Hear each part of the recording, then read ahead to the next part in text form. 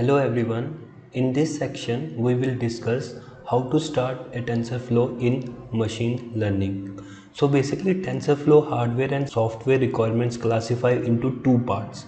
The first one is development phase. In this, when you train the model, training is usually done on your desktop or laptop. And once training is done, TensorFlow can be run on many different platforms. You can run it on desktop running Windows, Mac OS or Linux. And second, cloud as a web service. So you can also use the mobile devices like iOS and Android. You can train it on multiple machines, then you can run it on a different machine once you have trained the model. So here is the table of content.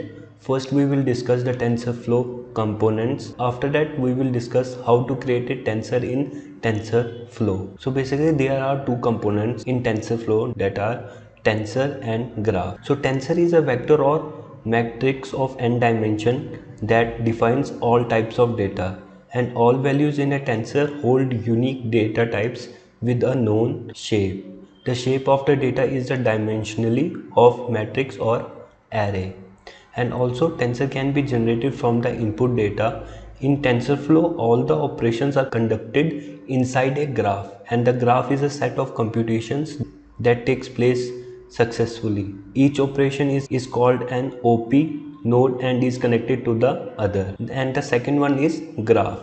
Graph defines the nodes and edges, while nodes take more tensor as inputs and generate a given tensor as an output. And it was run on multiple graphical processing units and central processing units, also on mobile operating system. For example, in TensorFlow, graph is the backbone of TensorFlow. In simple words, we can say that graph is the combination of nodes that defines the operation in your model, and the node provides all the mathematical operations and generates an endpoint output, and the edges defines the input-output relationship between nodes. So now we will discuss how to create a tensor in TensorFlow. So basically in TensorFlow, a tensor is a collection of elements in the form of n-dimensional.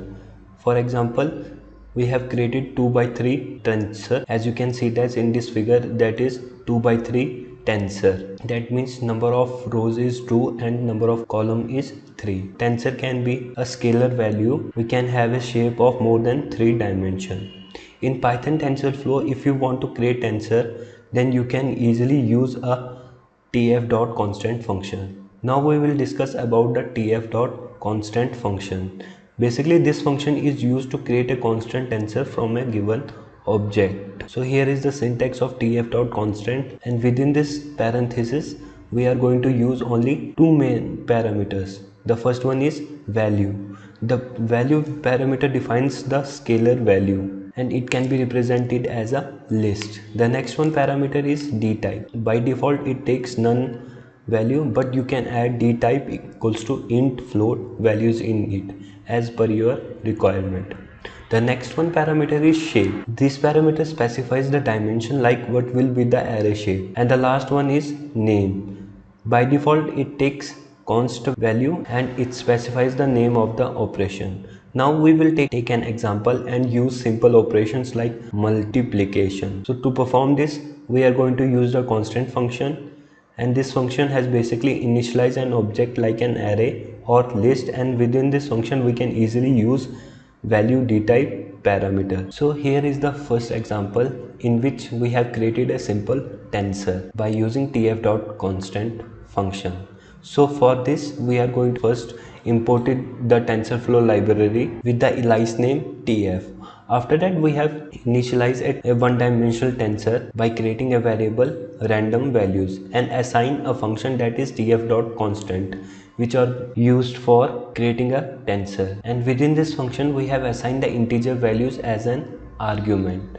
So after executing this code, as you can see that it created a tensor. tf.tensor is an attribute, as you can see that the output, and along with that it gives the shape. That means it contains 6 elements in an input, and mention the d type, that is integer. Now in the next example we have created a tensor and also performed the multiplication operation by using tf.math multiplication. So basically this function is used to get element wise multiplications of a given input tensor, and within this function there are two parameters that specifies the input tensors which we wanted to be multiply. Second input tensor must have the same data type as tensor 1. So for this we have imported the TensorFlow library with the alias name TF.